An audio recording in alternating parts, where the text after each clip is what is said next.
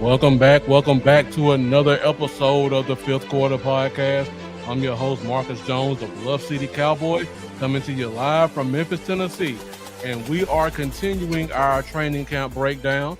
So tonight we have a very special guest joining us as we discuss 10 major questions as we enter 2025 training camp. Camp starts shortly. So we wanted to go ahead, talk a little bit to the fan base, see what you guys thought. And we felt like there was no better guest to bring in than Mr. Terrence Parsons Jr. Thank you for joining us tonight. No problem, no problem. Yes, thank you. What's up, Marcus? It's been a minute since I've been on. Yeah, thank you for joining, man. I appreciate you joining as well. Of course. Got to be here when TP comes in. Wouldn't miss it. Just so you know, TP, we're pretty interactive. Fan base will start pouring in here pretty quick, and they'll start probably asking questions pretty quick. We like keeping it interactive, so just be prepared. I'm going to get this shared out some places. Marcus, okay. I'll let you take it. All right, so before we get started, I want to thank everybody who's joining us tonight. I see Facebook is starting to explode, so thank you guys joining us at Facebook. For those of you who are not on Facebook, make sure you go and find the DC4L Facebook group. That is DC4L. A lot of great content, a lot of great dialogue. We're starting fantasy football season, so if you guys are looking for a chance to test your skills against some other diehard Cowboys fans, I think we may still have some leagues with some spots still open. Great prizes. 4 spots or four leagues? Four spots out of 18 leagues. That is it. We only started the season, I think, with 17 total spots. Okay. So. All right, so we're down to the final 4 spots. So if you guys are looking to join a league, be sure to go to DC4L on Facebook, hit that like button, join the conversation. A lot of great prizes, a lot of great contests. Overall, safe space for Cowboys fans. And for those of you who are watching on Facebook, if you get a chance, go over to YouTube, find us at DC4L, hit that subscribe button. While you're at YouTube, also you can find me at Bluff City Cowboys. And thank you guys who are joining us on X. I put the YouTube link on X, so if you guys want to get in the comments this week, today is a great day to do so. All right, had to do a little bit of housekeeping there before we got started, TP. So. You're good. All right, so got TP joining us. Before we get started, first question. We've had your dad on before. Mm-hmm. I know you come from an athletic family. Your dad was playing sports, your sister's in sports. I know you're an athlete in your own rights as well. When did you know that your little brother was him on the football field? Him, I would say probably freshman year at Penn State. Okay. Yeah, freshman year at Penn State. That was when I knew okay, yeah, he can be something special because, I mean, growing up, I had a lot of my friends and things like that went to college and things like that, and it just never panned out. But for him, you just kind of knew, after freshman year, where he was going to be at. Mm-hmm. Okay. All right, so let's go ahead and get to the big question. I know everybody wants to know. I don't know if you have inside scoop or not, but I'm just going to ask. Entering training camp, what's the contract situation look like in your thoughts? You think we're close? What do you think that contract looks like? I don't think they're far apart at all. Okay. I think it's going to get done. It's not like it's not going to get done. It's going to get done. When it's going to get done, I have no idea. I couldn't even tell you. I just hope it's sooner rather than later. Yeah. But I think it'll be good for both sides. I think everybody likes the contract. Yeah. Now, I heard you on Mike's podcast a couple of months ago. Fisher? Mike Fisher. Mm-hmm. And you said something interesting, and I was shocked to hear. You said you think it's going to be a 5-year deal. Yeah. Now, I know the Cowboys love those 5-year deals, but it seems like with the landscape of the salary cap, most guys are trying to do 3- and 4-year deals to get that second dip when the cap just keeps exploding. Why do you think we're going to see a 5-year deal with Micah? Because Micah doesn't want to dip back into the market. Okay. He doesn't he's trying to have this contract and that be it. He's not trying to play past 31. Oh, wow. Yeah. Wow. Breaking news. Wow. He's trying to get in and get out. He's trying to do all he can while he can and win and get out. I mean, when you're making that kind of money, I would be the same way. Enjoy your money while you can. So yeah, that's Yeah. definitely understandable. I'm And the shocked more way While the guys kids can are do it. still young. Yeah. and his trajectory, he's gonna make more money off the field. Oh yeah, yeah, Yeah. because that podcast is just doing nothing but blowing up. For sure. Yeah. Yeah, he was definitely Wow. like after rookie year, he was kind of like, yeah, I kind of see what this is doing to my body. I don't see me doing this Okay. crazy amount of time. Yeah. For Okay. sure. Speaking of podcast, I know you got a couple of things brewing. Let us know what you got going on over on YouTube. Oh man, I'm doing a lot of different things as far as podcasts, and I love talking ball. So you can always catch me talking ball with anybody for real. I got my podcast, the Cowboys First podcast, just started it about 2 weeks ago. Mm-hmm. I got a podcast with me, my boy King Capers, and Tad Prescott called Unwanted Opinion. Y'all can check us out on there. And I be partnered up with AOC and Attack on Cowboys. That's my guy. We do a lot of content together. So you can catch me a lot of places. Okay. Especially, you know what I mean, just talking football. Mm-hmm. So I know the family rocks Cowboys pretty hard. I know your dad said he was a lifelong Cowboy. Were you a lifelong Cowboy fan as well? Yes. Like, was it the whole family just? Yeah, I was honestly territory. the first person. I was the first person to say that Michael was gonna come to the Cowboys. Okay. I spoke that into existence. Like it was like right after Dak went down. I said, "Yo, Michael, you know we probably going to the Cowboys, right?" For real, and it just happened that way. It was crazy. The video, that's one of my favorite videos, I think, of draft night that floats anywhere. And I've seen a lot of draft night videos. Micah's video, we want Dallas. Yeah, that was the most impactful video. I will never forget that. Like that video made me cry. Look, it was one of those things, yeah, because we had came down here for the Cotton Bowl and we were down in Texas and we loved it. It was like one of those things where it was like, yeah, this is where we're supposed to be at for real. Now, are you still in PA? Or have you? I'm in Dallas. Okay, you are. See, well, so I am too. I'm on the outskirts. I'm in the suburbs, but this is my home. I can't imagine living anywhere else. Yeah, I love I've tried Dallas. a few other places. This is it. Yeah, I love Dallas. You get enough country if you want. You can have the countryside, but you got the big city life. I couldn't live anywhere else, even with the prices driving me crazy. Yeah, I tell people that too. I was like, the only thing it's missing is a beach, but we got like lakes and things like that, so it's cool. Did you see the new one they're building in like Rowlett? Like the new, it's like a resort, like a sand beach resort. It's supposed to be huge. Oh yeah. Or it's Rockwall or Rowlett. Yeah, I'm friends with you on Facebook. I'll send you the info. It's like really nice. It looks really nice. Look, okay, I'll send you the info. I love Texas. When they say it's bigger in Texas, everything's bigger in Texas. It's true, for real. Yes. So are you going to training camp? That's the plan. I'm gonna try to be out there. Yeah, I'm trying to get all that content. I feel like this is gonna be the best year to go for real. I agree, definitely. A lot of excitement. Storylines. Yeah, a lot of excitement. like it's definitely one of those things where I told all my people, it's like, yo, let's get out there, yo. It's like it's gonna be a time. And especially like Joe Milton, like we get the good look at like everybody. I feel like this is the most complete the team's been in a little minute. Yeah. So before we get to the 10 questions, how do you feel about the coaching staff? I love it. Okay. I love it. I got to meet Schottenheimer. I got to meet Eberflus. And from meeting them and talking with them, it was just like, okay, I feel like we're going in the right direction now. Mike McCarthy, I like Mike McCarthy. It was just, I feel like the coaching staff that we have now is kind of like they're easier with articulating their plan and laying out their plan and their mission, and everybody's buying into that. I just feel like everything that they're doing is for the betterment of the organization and the team. Yeah.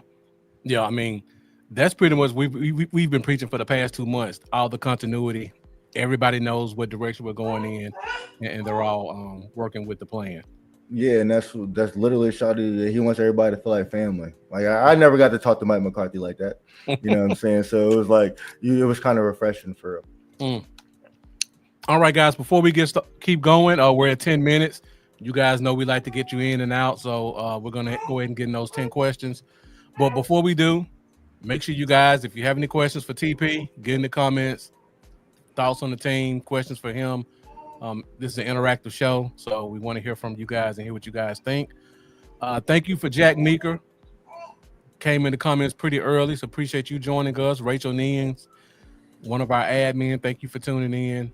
Robert King, looks like a new name, so appreciate you joining us. Then also we got our regular Lee Hairston joining us as well. But we got a couple of questions from the audience, and then we'll go to the 10. So we were just talking about the coaching staff. Jack Meeker asked, how ready is Michael with this game? Well, I mean, for Eberflus's scheme is pretty simple. If you do any type of research on that, it's pretty simple. 4-man rush. It's going to come down to if Mike is getting the double teams, those other guys got to win. They got to win their one-on-one matchups. I feel like Sam Williams is prime position this year to really get that done on the other side of Micah. Same thing with Fowler. Coming off a 10-sack year, I feel like this is probably the best position the Cowboys has been on the defensive line that I can remember, as long as Mozzie Smith can make that next step. Yeah, definitely. So Robert King asked the question, do you think the defense will stand strong this year? Yeah. With a healthy Micah Parsons, the Cowboys have never been not top 5. That's true. That's very true. And you partner Eberflus, who's with talent on the defense, has never really not had a top 10 defense. I mean, I feel like it's a match made in heaven. Like I said, it's real simple. He wants to stop the run, which the Cowboys have struggled in. A lot of 8-man boxes, a lot of cover 3. So it's like the guys just have to play. You know what I mean? They have to play. The scheme is the scheme. It's made for you to have eyes on the quarterback and go make plays. Yeah, you know absolutely. What I mean? It's up to those guys. There's not going to be a lot of man-on-man, guys getting cooked. You know what I mean? It's a lot of eyes on the – a lot of Philly, basically Philly last year. Eyes on the quarterback, keep everything in front of you, no big plays, let's stop the run, and see what happens. And I feel like Eberflus has the best defensive talent-wise that he's ever had. So I'm really interested to see what he does. Okay. On that note, I know you brought up Philly. Okay, I just want to ask. I know we're going to get to this question. Week 1 in Philly, are we spoiling a banner raising? I think so. I think so too. And I don't care. I really do. I think I don't think they could have put a better target on the map for a Cowboys team that's hungry. Yeah. Week 1, that was everything. I hope that makes these guys train harder, practice harder, knowing like, hey, we get to slay Goliath, you know what I mean? Week 1, like this is what we get to do. But yeah, I'm excited for that. I think that was the best week 1 that we could have ever had. Now, I know that your dad, I've already seen him talking about filling buses to the link. That's for week 1, right? Yeah. Yep. Holker, are you going? Sure. I'm definitely going to be at that tailgate for sure. I don't know if I'm going to be in the game yet, but I'm going to be at the tailgate for sure. That thing looks great. Oh, man. It looks awesome. Yeah. Them tickets is expensive. I don't know, man. Oh, yeah. I couldn't move. I was shocked, honestly, just tickets in general this year. I went to 2 games last year, home opener, which we won't talk about the home opener last year against New Orleans. My co-owner came down. We went to the game. And then the Cowboys, of course, with the Fan of the Year stuff. The Cowboys took us to the Tampa Bay game, which was great. I got to meet your brother, officially meet your dad there, too. That was really nice. Got some good photos with both of them. But, man, I have never seen tickets as expensive as they are this year. That cap keep going up. As long as that cap keeps going up. They got to pay that cap. You think they got enough TV deals? I swear if they tell me I got to pay another subscription for one more football game, I'm going to run through a wall myself. But that's what's getting these players paid, man. Yeah, it is. And they deserve Spot on. Yeah. Oh, man. That sucks. They're definitely ruining regular TV, but I respect it. You know what I mean? It's hard to pay these guys $50 million a year with the cap. Definitely the way it is. It's just another, I forget I have it, and it's like, why is this coming out of my account again? Oh, that's right. It was for football. There was a game on that subscription channel. I forgot. What's up, buddy? You give me some water? Yeah, hold on real quick. Hold on. Need to step away for a minute. Handle your daddy duties. Yeah, just give me 2 minutes real quick. All right, go ahead. No worries.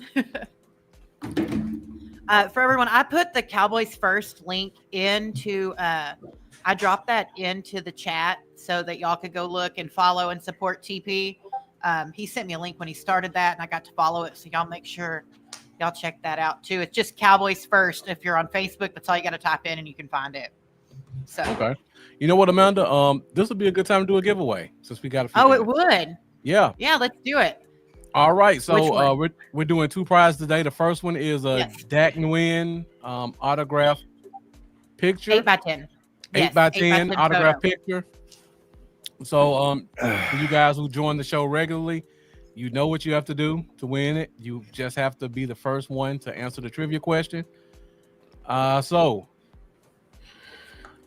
the first question for today is, in the 2021 draft, the Cowboys selected Micah,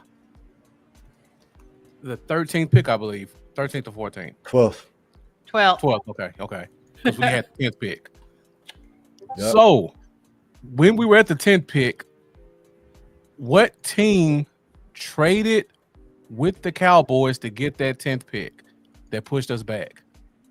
Who's the question for? This is for the audience to win an autographed picture. Yeah. Autographed that win. 8x10. We try and always give stuff away. I got a really cool Micah bobblehead to give away at the end of the show. So, but we like taking care of our fans. We've given away a ton of stuff. And once both YouTube channels get up to 1,000, we're going to give a full-size helmet away that's autographed too. So, yeah. All right, guys, we're going to keep it open for 30 more seconds. Then we're going to move on with the show. What team traded with the Cowboys in the 2021 draft? Should be fairly simple. All you need to do is comment the correct answer. And on cue, Jack Meeker always comes through. Philadelphia Eagles traded with the Cowboys. They moved up to get Devonta Smith. And I know in that draft, I was sweating bullets because I didn't know what was going to happen at 11. Because I knew, like, Michael was hands down the best player at that spot, and it was a sigh of relief once that 11th pick came in, and he just fell in out after 12. I tell everybody. I think Jerry pulled a fast one. Why you say that? I think he made some calls. I think he made some calls because prior to the draft, the Giants told Saquon Barkley that if Michael was on the board, they were taking him. Huh. Yeah. Interesting. I did not want to be a Giant, by all means. But that was a thing. The Lions were a thing. Denver kinda, but for surely the Giants. The Philly was Philly too. So when they traded, I was kind of nervous. I ain't gonna lie. I was kind of nervous. I also was very nervous because I was like, that's some stuff that Howie would pull off and say, no, don't worry. That's not where we're going, Jerry. And then take Micah right out from under us. Yep. They needed a receiver pretty bad. They did. Didn't they trade for AJ, the year following that in 2022? The year after. Yeah, they pulled Devontae, then they traded for AJ. So it was it all worked out perfectly for us. Generational talent. We won that trade. Absolutely. I told everybody, as long as you didn't take a quarterback in that top 15, you won. Yep, exactly. Yep. That was a really deep draft. Very good draft. All right, guys, let's go ahead and get into it. Got 10 questions entering training camp. So we'll start off with question 1. And as always, this is an interactive show, so we love to hear you guys' thoughts as well on any questions we put on the screen. So first question. Had the NFL draft a couple of months ago. A lot of great talent is going to be joining the team this year. Which rookie are you most excited to see in training camp with those pads and helmet come on? I got like 3 off the top of my head. But I feel like the most important, is going to be Blue. Okay. I feel like I want to see if he can come in and compete. If he can come in and compete, I feel like that's going to take it off. Okay. What about you, Amanda? We'll all kind of go through the questions quickly as well. Okay, so for me, I know what Tyler Booker can do. Even though I was a little agitated at first, I won't lie, I was a little agitated at first. It took a minute just because I saw Matthew. Look, I they made it better because they I was so afraid they were going to overlook skill positions. That was my biggest concern because Jerry tends to overlook certain places. And when you had Matthew Golden sitting there on the board, I'm like, that's it. But clearly he had other plans. I am not mad about George Pickens, so thank you, Jerry Jones. But my guess here, I want to see how Siobhan Rebel does. I think that's extremely important. I like Kalen Carson, but we should have never gotten Rebel the injuries. The only reason he fell to where he did, and I'm really excited to see where he comes. Our doctor did the surgery, so I'm really excited to see where he steps in and fits in because you got Bland needing paid, you've got Trevon dealing with injury. I want to see where that CB position. I want to see how that works out. That's who I'm looking forward to see on the field. Yeah, I mean, you took the words right out of my mouth. That's the one I'm paying attention to as well. We got a lot of injuries in that position group. See, like, I feel you on the Sharon River. I just feel like they're kind of like a little too deep in experience at that position for him to really get some playing time unless they force it. Well, we got a lot of injuries, and we do have experience, but a lot of those guys don't have experience here because I love Elam, but we don't know what he's going to look like here. I mean, I think he hated Buffalo. Yeah, for sure. When you come to Dallas, you're playing on a turf. He's a Florida guy, so it's going to unlock all of his athleticism. But we still got to see it here. And then, of course, all the injuries we got with Diggs and Carson and the kid we lost last year in November. Name escapes me. Bryce Butler. Yeah, Butler. Yeah. Yeah. Oh, Butler. Yeah. Sorry. Why did I say Booth? Wait, I know we got a Booth. No, we got a Booth. Yeah, I ain't worried about him. We got a Booth, but that's who we traded for, right? Yeah. Okay. Yeah, we traded for him. But then we got Mukamu back. I'm interested to see if he can get a starting role while Diggs is out. I'm interested in a lot of things in that secondary, especially Wanye Thomas. Man, I need to see him more on the field. I hope we'll get to that in a second too. All right, so I don't know if this is going to lead until you answering the next question, but question number 2: which veteran is most likely to lose his job? Donovan Wilson. For sure. I knew that was coming. Malik Hooker too. I feel like he on the bubble too. I feel like him getting Eberflus back is going to help him a little bit more. So I'm interested to see that there too. But Donovan Wilson, I feel like unless he can come in and really be what he was in Dan Quinn's system, which I feel like he can with Eberflus' system, is kind of similar a little bit with the cover 3 and things. But he got to be able to cover, man. Yeah, he got to be able to cover, man. You can't be out there liability. Yeah. So I'm interested to see that in camp too. Yeah, I think with Eberflus, we may see a little bit more cover 2 as well, and you definitely got to be able to cover. We do some cover 2. He's good inside of 15 yards, but once you put him as the last line of defense, I'm terrified. Yeah. Yeah. And no disrespect to nobody, but yeah, exactly. Yeah, I mean, the film says it all. Yep, film don't lie. Yep, we're all right, honest Amanda, here. We're all on the same page with that one, or you got another vet? I do agree that is a very deep concern, but I was actually going to say Malik Hooker was I thought he was the bubble guy for me. I don't know. I haven't been impressed, and it's not that there's some flashes of like what he was, but more so it's just the liability. So to me, that's my concern. Okay. How old is your little one? 10 months. Oh, he's so cute. What's his name? Roman. Okay. Adorable. All right, so going into question 3, and again, guys, interactive show, so we'd love to hear all your thoughts and comments on any questions we have. So last year, had a pretty good draft. A lot of guys didn't really get to show what they could truly do because of injuries and things of that nature. But what second-year player do you think takes a leap on this team? And just to give everybody a reminder, I go through the draft really quickly.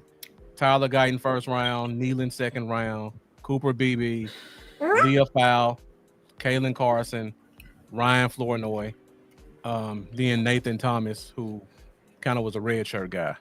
So that's kind of the draft last year. I got two. Okay. I feel like Guyton, obviously, I feel like he's going to take the biggest leap out of everybody. I feel like Gotcha. he's really put that work in this all season. And I'm really interested to see Guyton. I know everybody's saying BB. Listen, BB was good last year. Exactly. So he's going to be even better. So that's expected. Yeah. And Leofow, I feel like Leofow can really grow into his own in Eberflus's defense. Mm-hmm. Yeah. While Overshawn's out. So, yeah, those two for sure. And I like Nealon. I like Nealon too. I do too. Yeah. It's just gonna be hard for him to get playing time with Fowler. Then we got the rookie. Then we got Williams. You know, this is gonna be hard. But he's definitely gonna be a good rotational piece. I feel like he can definitely have 4 or 5 sacks. Mm-hmm. Yeah. Mine is Leah Fowl, just like you said. Eberflus scheme, I think he's built for it perfectly. He just has to beat our Sanborn or whenever Overshawn gets back. But if he gets on the field, I think he has it above the shoulders. He definitely has all the athleticism you want to play in space. I'm expecting to see him really take off if he gets that opportunity. I'm on the Guyton train simply because, first of all, you moved him from right to left, coming in, and you put him in one of the worst places. You put him on Dak's biggest, weakest place to replace a guy that was an institution. Okay, Tyron Smith was an institution. Granted, you dealt with injury, but now you've got Tyron out there coaching him. We've all seen it. You've got that, so I'm excited to see what Tyron instills in Tyler Guyton. That's the position I'm watching the most, is left tackle, because if you can keep Dak on his feet, you have success. So, yeah, definitely. That's all right, guys. We're at 28 minutes, pretty much halfway through the show, and we are at question 4. So once again, make sure you get in those comments. Let us know your thoughts on what we're talking about. Also, if you haven't done so already, make sure you subscribe, hit that like button, share it to your personal page, share it to your favorite Facebook group. Got TP here joining us, talking about Cowboys training camp. So let's go ahead and go to question 4. Now, this is usually the big question for training camp. Who's your pet cat? We all have that one player that we either love from college or we've been kind of watching him in training camp for the past couple of years, and he hasn't had that chance to explode, but we always feel like this is going to be the year where we see the best of this player. Who's that pet cat that you have on the team right now? Got 2. Okay. Deuce Vaughn. Okay. Is Tanya still here? Hey, Tanya, where are you at? My co-owner is. Oh man, Deuce that's Vaughn. gonna make her day, TP. I feel like getting his coach, man. That helps, man. A guy that can help unlock him, that helps, man. Yeah, Clay now. And and about to say, Izzy Mukamu. Yeah, Izzy, like, there got to be a guy this year. I feel like he got to be a guy. I feel like he should have got playing time well before this. He's been biding this time. Brand new coaching staff, brand new slate. It's time for him to come in and show out, man. Yeah. Yeah, Izzy's been a major topic of discussion on this show for the past 3 years. Yeah. I love the kid, man. Yeah. Where we're at. I love him. I love his family. I've been talking to him like, man, I can't understand why he's not playing, for real, especially last year, bro. Like, when we just have anybody out there, why is he? Come on, man. Mm-hmm. Don't make no sense. And that's one thing I love about this coaching staff. They've been harping on competition. Exactly. And the best guy's going to play. Best guy's going to play right. So whatever it was that kept him off the field last year, I don't think is going to keep him off this year. And then the injuries kind of help open things up for him again as well at that cornerback position in training camp. Amanda, who's your pet cat? So I'm a big Sam Williams guy. Dude just has a really big heart. His story. So Barry from Cowboys Experience talks about Sam. Him and Sam are very good friends, and I've heard a lot about the type of person Sam is. Where he comes from, and it is just seeing all he's overcome to get to where he is impressive. And I really expected last year to be the year he took that step, but of course the injury came. So that's my player. That's who I want to see succeed. That's who I want to see get on the field. That's who I want to hear his name, coming out of the loudspeaker all the time. So that's my pet cat is Sam Williams. I'm with you on Sam. Legit. I love Yeah. Sam. He's Yeah, I'm going Izzy as well. I love him coming out of South Carolina. I thought he was a better corner than safety. Man, what? And I mean, he has the length. He's a little tight in the hips, but he's still got the athleticism. And I thought he was a perfect fit for the scheme. For some reason, it hasn't manifested. But I think we talked about it, competition. If he gets a chance, I think this is going to be the time that he really takes advantage of his shot. So I'm going to Izzy, still my pet cat. All right, we got William Wiggins joining us. Thank you for joining us, William. And then also Ryan Fisher joining us from Facebook as well. Looks like a new name, so appreciate you tuning in. All right, so let's go ahead to question number 5. Which undrafted free agent is most likely to make this team? Every year we have an undrafted guy who comes out of nowhere, steps up, and becomes an unsung hero. Sometimes they become again all pros, like our kicker and our kick returner, or sometimes they're just a very talented backup or role player. So who are your two? One, I'm gonna go Elijah Clark. Okay, safety from Syracuse. I feel like he's everything that the coaching staff's been preaching on they want. And the guy physicality, plays the run real well. And then the D tackle with Tommy. Tommy was it King Basote from Maryland? Yeah, I feel like more because of need, but watching him, he got some torque to him too. Yeah, he got some torque for sure. All right. I'm shocked you didn't say Trayshawn Holden. I know that's kind of it's gonna be harder for him. Yeah, I agree. I do like him. It's just gonna be hard. I mean, he got his coach with him, so I mean that's gonna give him a leg up. But it's gonna be hard. It's a deep room now. Yeah. Well, yeah. That We've been having Pickens that conversation trade for weeks. Yeah. Yeah. The Pickens trade, and then Mingo, and then Tolbert. Yeah. And then they swear that they like both Brooks. Yeah. Well, that Brooks and then you got Turpin, Moreno Cropper. Yeah, it's just was a draft pick last year. Plus Turpin isn't getting paid the kind of money he's getting paid to just return kicks. So you're going to see him in the wide receiver room.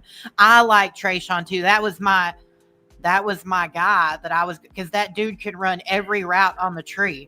It is very impressive. He's gonna have to come in and he's gonna have to come in and beat somebody out for that 6th spot. It's gonna be hard. It's gonna be hard. That was who I had thought. So I was with you, Marcus. That was my guess. And then I don't know now. I couldn't tell you who's going to make it. So I'm going to stick with what TP says. Yeah. So I love Clark. I think he's definitely going to make the team. But my guy is Zion Childress from Kentucky. Smart, good tackler. I think he can play some nickel, which we don't have what I would consider a lot of nickels on this team. And I don't want to see them force Bland to play nickel because we don't have a quality guy to step in right there. So I think if Bland does play nickel, I feel like it's going to be situationally. Right. Just because I feel like the other guys are going to be better on the outside. Nickel's a harder position to play. Right. And I feel like he's just going to do it for the team. I mean, it's just we got to win, man. Like, at the end of the day, I feel like he showed he's going to be outside corner. He knows he's going to be paid as an outside corner. So I don't think him playing the nickel is going to hurt him too much. Yeah, but that's kind of my whole point. We don't have all of our guys are good on the outside. We don't have a guy who can play that nickel and we feel good about him. I think Childress could do that. I like Bland in the nickel. I feel like I love Bland in the nickel, but I'd rather have him outside. Yeah, I can. Yeah. And I feel like we need Childress to step up to be able to put him outside because And I don't want to see you got him to be a outside. willing tackler. Yeah. Got to be a willing tackler. Yeah. All right, we got a couple comments. Justin Barron from Syracuse. Who else did we have? I like Justin Barron. It's going to be harder for him. Yeah. He's in a deep room. Yeah. Very deep. Look, Jack's over here throwing Mozzie out with the bath water. Hey, Look. listen, that is not a dream scenario because if Jay Toya is beating out Mozzie, we're in trouble. Yeah. I hope you know that. That's Right. not a dream scenario. That's like unless he's going to come in and be a top 15 D tackle in this league, which I highly doubt. That is not a dream scenario. Yeah. It's a tough ask to ask for a defensive tackle that's a rookie to even start in the first round. Yeah, that's what I'm saying. Like, you got to understand, like, you're coming from college when you're dealing with guys your age, you know what I mean? You're going through the same things compared to somebody who's already an established grown man, you know what I mean? Who's been dealing with other grown men for years now. Right. I'm going to say something too that people don't like hearing. But the stats back it up, and I'm a statistical number person. Yeah, defensive tackles took 3 years. Mozzie's gotten better every year. I expect to see a leap this year. I think Eberflus is going to bring it out of him. So I really think Mozzie's going to do okay. What were the numbers we looked at, Marcus? I know it was, what was it? What was he? Top 15? Who, Mozzie? And yeah, I know because we talked about it because it was pretty impressive looking at the numbers, but he did very well towards the end of the year. It just takes a minute. You got to get adjusted. Like TP said, coming from college to big grown men is a big difference. So if he can work on his get off when the ball is snapped, I think he'll be extremely more talented. And for as much as I love Booker and his physicality, he's going to have his coming to the NFL moment too. I promise you. Oh, yeah. I promise you. And it's going to be week 1. I promise you. I promise you. You know what I mean? All that, you know what I mean? Training camp, okay, that's fine. But it's going to come week 1. You know what I mean? It's hard for rookies, man. Even with Micah, like, you know what I mean? Obviously, he was good as a rookie, but he'll even tell you how challenging it was, especially Tom Brady week 1. He looked lost out there, you know? You know what I mean? You gotta give these guys time. I feel like with the media and everything now, you haven't given these guys time to develop. Right. Like, even look at Osa. Everybody talk good about Osa now, man. Osa developed every year, just like Mozzie's doing right now. Yeah. And turned into the guy he was. Year 4? You know, it takes that. Osa is super nice. I want to say that was the first person that walked up. That was the first person that walked up to me. Well, you're around the Cowboys a lot. You know, Jason, the NFL videographer. Jason Couch, his name, but he's super nice. He works for the Cowboys. He does a lot of their videos. And he told Osa, I was over there. He's like, hey, she's over there. Come here. And he was the first person. I mean, they're warming up, so, you know, they're busy. But Osa came over, and then Micah came, then CD. It was cool. Osa was so nice. Like, I got to talk to him for a minute. He is a super cool guy. So. Yeah, I love Osa and his family, for sure. He's got a funny personality. You can just tell. You can just tell by just the way he talks. He's got a good sense of humor. So yeah, he's definitely one of those people that people gravitate towards him.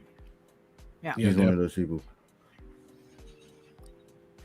I can understand that. He was so nice. All right, guys, let's keep the show going. We're going to question 6 now. So, TP. Every time we ask you a question, you've been saying that position group's deep is going to be hard to get on the field. You said about 3 or 4 positions already. So question 6 is the best position group on the team going into training camp is blank. Got a lot of receivers. Got 3 second-round picks and 2 first-round picks at defensive end. A lot of corners. If we're going to go best, I feel like it gotta be the defensive end group. I feel like that's the best. But I feel like this year you're not gonna be able to stick with the linebacker group. Yeah. I like that linebacker group with Kenneth Murray. I like Jack Sanborn. Obviously, he doesn't have a lot of playing time, but I seen things that I really liked with his film. Mm-hmm. And getting over Sean Beck is going to be everything if he can be the same player he was. But yeah, defensive end for sure. Defensive end for sure. And I feel like receiver can become one of them too. If Mingo can be who I think he's going to be too. Right. All right, Amanda, what you got? I'm sorry, my boss texted me out of the blue. So best Okay. position group. Oh man. So why you think about that? See, William Wiggins asked the question. We're not going to talk about Micah at all. So William, you joined the show late. We started the show off talking about Micah.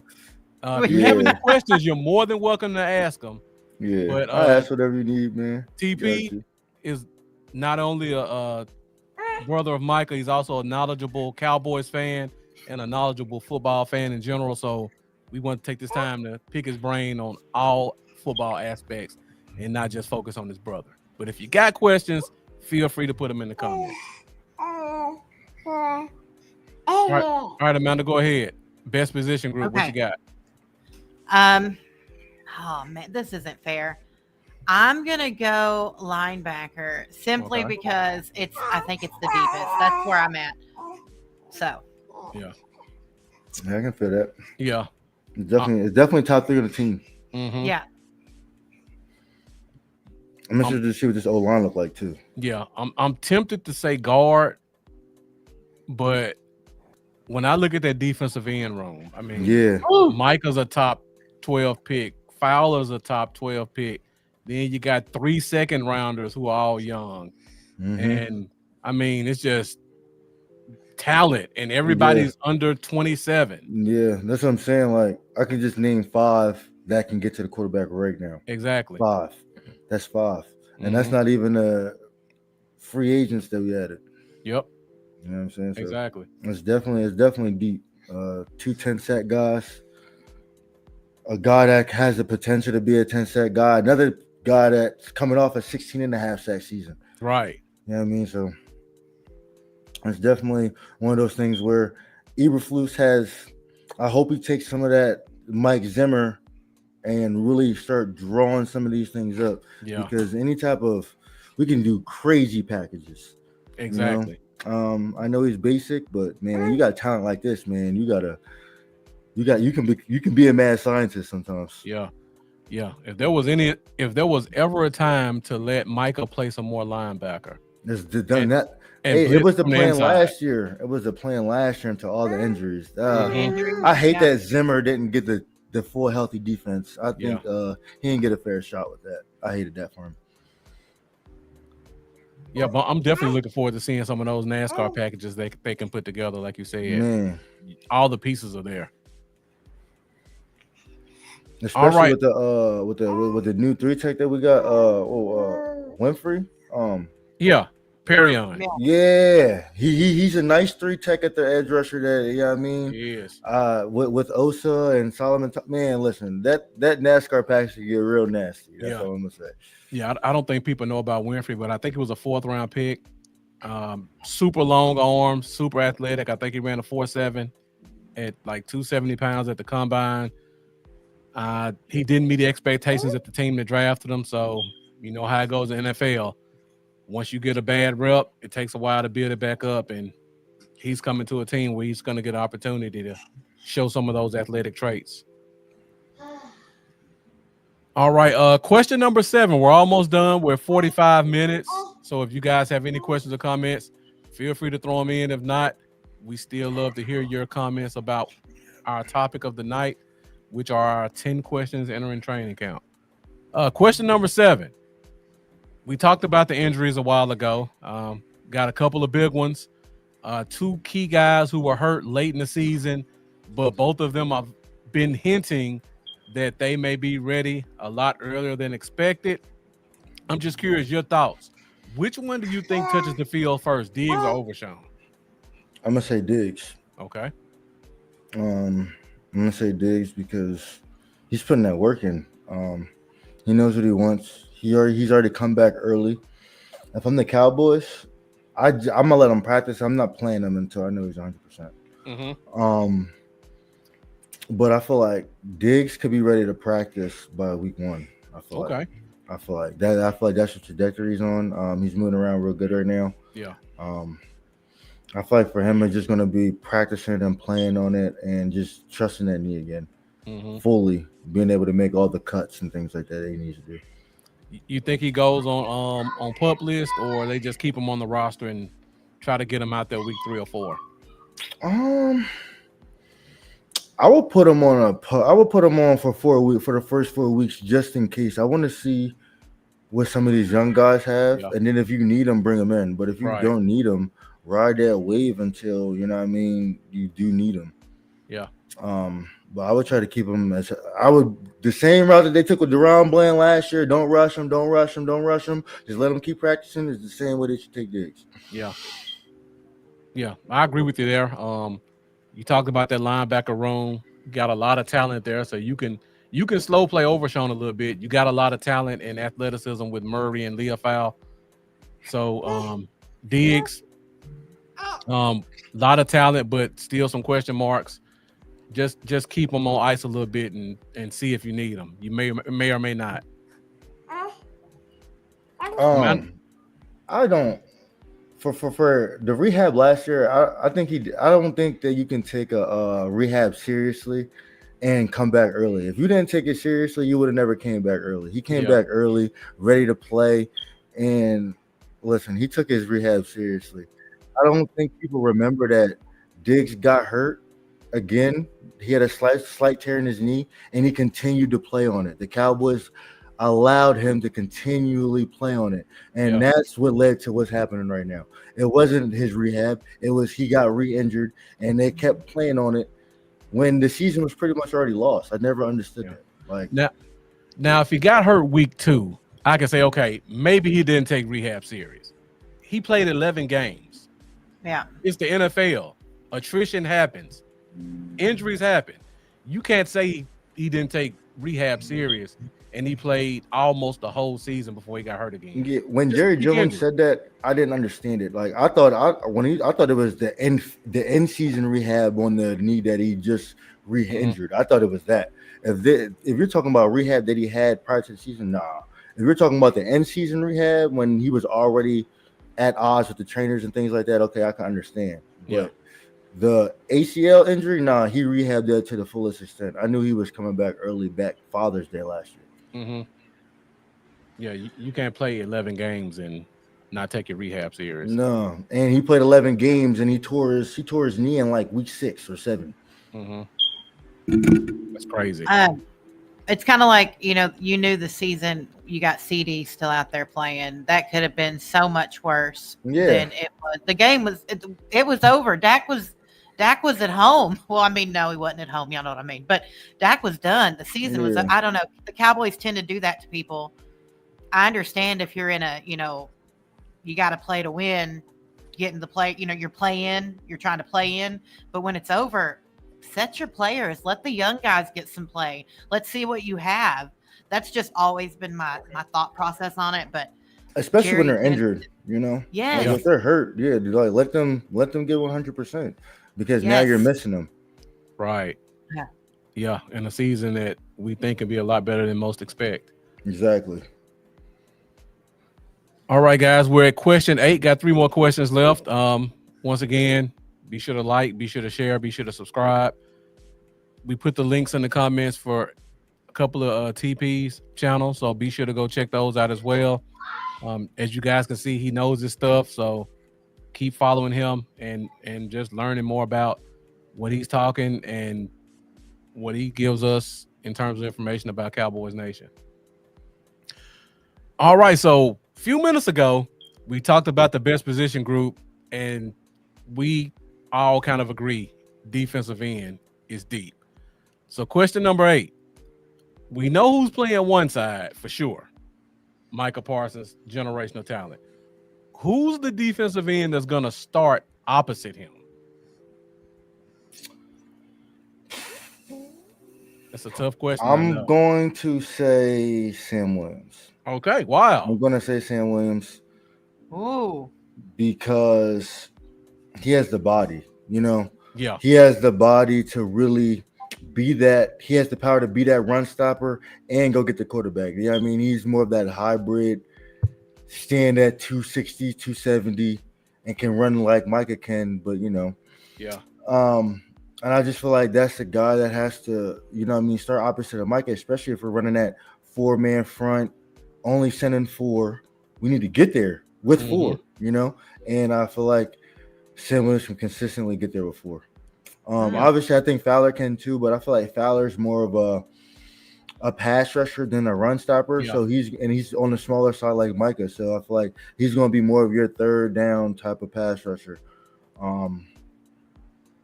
And I hope he keeps some of that Zimmer double mug. Put Mike in the middle, Fowler, Williams on the outside. Man, you can't go wrong with that. Can't go wrong with that. But I think it's going to be Sam Williams. I think it's going to be Sam Williams. And I would not sleep on Marshawn Nealon because he can do the same things. Can do the same things. Like Williams, not as fast, obviously not as athletic, but he has great bend, great body control, and he's a great run stopper. Yeah. Yeah, definitely. So I'm torn between them two. I just feel like it's going to be those two just because they give you the run stopping with the pass rush. It's the only thing that makes sense. Yeah. This offseason, I've been kind of saying, just connecting the dots. You got Quinn with the Commanders, and Sam Williams didn't play last year. Maybe they make an offer to try to get Sam Williams into Washington. But I just got a text that said the Commanders signed Von Miller, so I could throw that out the window. So I probably would say it's going to be a 2-man race between Sam and Nealon. I don't know which one I put over the other one. It's a coin flip for me, but I definitely think it's between those two guys. Like you said, I think Fowler's more of a situational guy. If you want to put Micah inside, you want to put both of them inside, that double mug look like you just said, or if you want to just have Micah pick his gap in the interior, you can put Fowler in his spot. So I don't see him as a base left end. I think Sam and Nealon both fit those traits well. And Eberflus has like a 4-3 over 3-4 look, and I feel like that can be tremendous for us. Yeah. Especially with all the ends that we have that can play linebacker and things like that. It just gives us more flexibility on that defense. Yeah, we haven't even talked about Donovan Ez yet. I just had to go look that up. Yeah, a 1-year deal with the Commanders, Mr. Von Miller. It makes you wonder. Quinn seems to get all the players, the names that would pop up and encapsulating Cowboys. Oh, we know what was going on. We know what was going on. I know. Dan Quinn couldn't get nothing out of Jerry and them, and then as soon as he went to Washington, he started getting it. Everything. You know what I mean? But like I said, it comes down to Mike McCarthy and a plan. They didn't have no plan. You know what I mean? For 3 years, we were winning with no plan. It was Dak, CD, and Micah Parsons and Trayvon Diggs. No plan. And I just feel like that was a detriment. We didn't build on anything. I feel like for the entirety of Dak's career, it's always been we're good, we get worse, we get good again, we get worse, we get good again, we get worse. It's never just building. And I was just talking to somebody last night that said, damn, TP, you sound like you're saying the same thing from last year. It's a building block here again. I'm like, yeah, we started all over. Like, exactly. You know what I mean? We were supposed to be building for 3 years. We just didn't do it. And I was like, now we're starting all over. So, yeah, we got to build again. We got to see what we have again. And then, you know what I mean? By the end of next year, I feel like now we can have some expectations and we can have a similar offseason as we did this one. Okay. So do you think that's why there's so many chess pieces we've seen brought to this team? Because Shoddy put a plan in place? Because Shoddy said, this is my plan, Jerry? Yeah, for sure. Right. You can tell by the way what Shoddy talks. You know what I mean?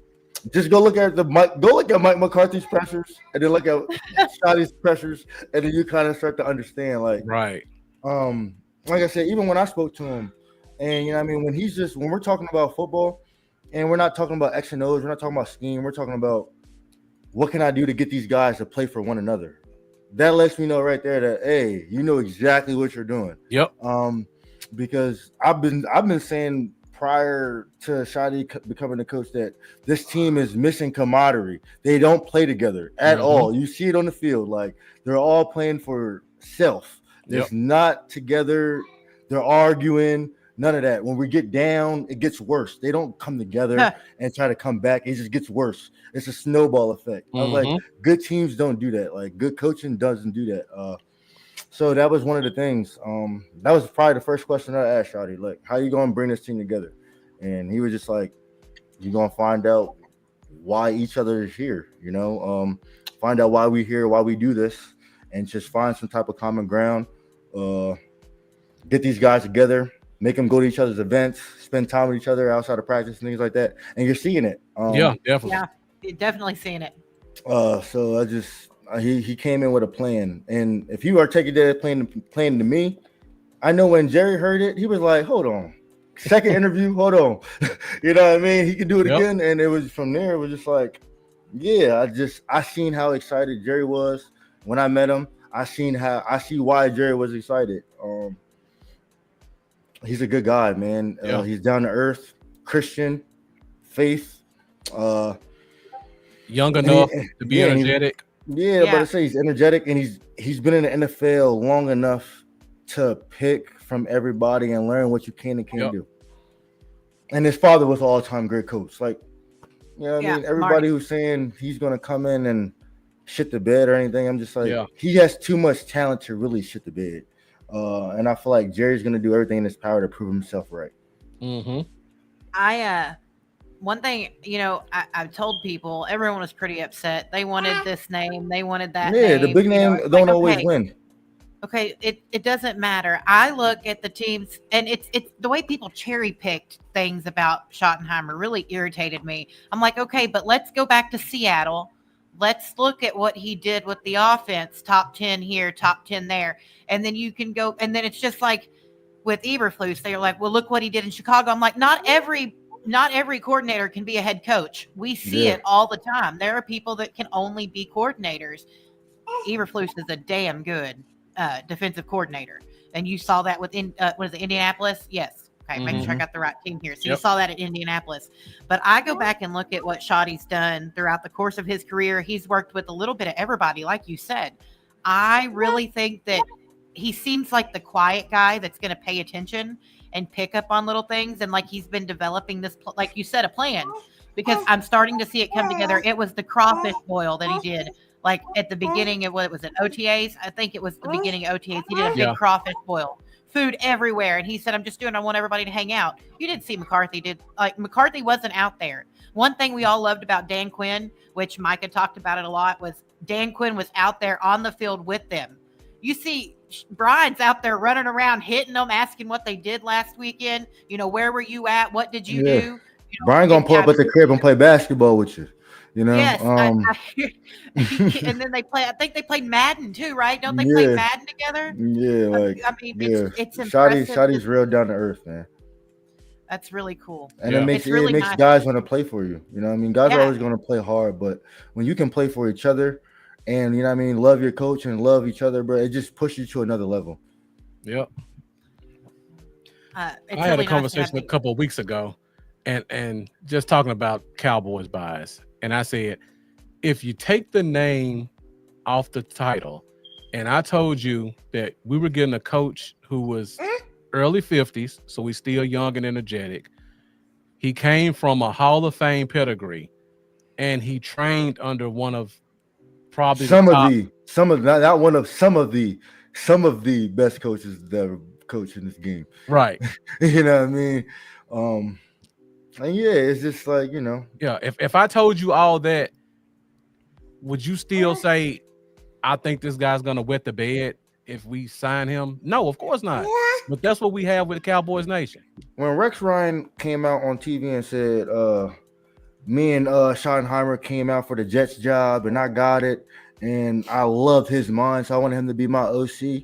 And then, you know what I mean, they made that work. That lets me know what type of guy Brian is, you know. Right. He's a good guy, man. Yeah. And he, like you said, he bided his time. And I said, yeah, man. I was like, you got everything that fuels you to be successful in this. He was like, yeah, Yeah. he just said he had to wait 20 years. He got a Yeah. shot at 20 years. 20 years being a OC, just being a guy that's around, no real power, and now he gets all of it. Yeah. I feel like he's gonna do real good. I think he's gonna do well as well. Especially with the talent on the team. People act like this team is just talent deficient. Exactly. Like, bro, all this 7-win stuff. I'm just like, with a healthy Dak, 10 wins is a minimum. Yeah. Yeah. Healthy Micah Parsons, 10 wins is a minimum. Healthy CD Lamb, 10 wins is a minimum. It's all gonna be about health. Yeah.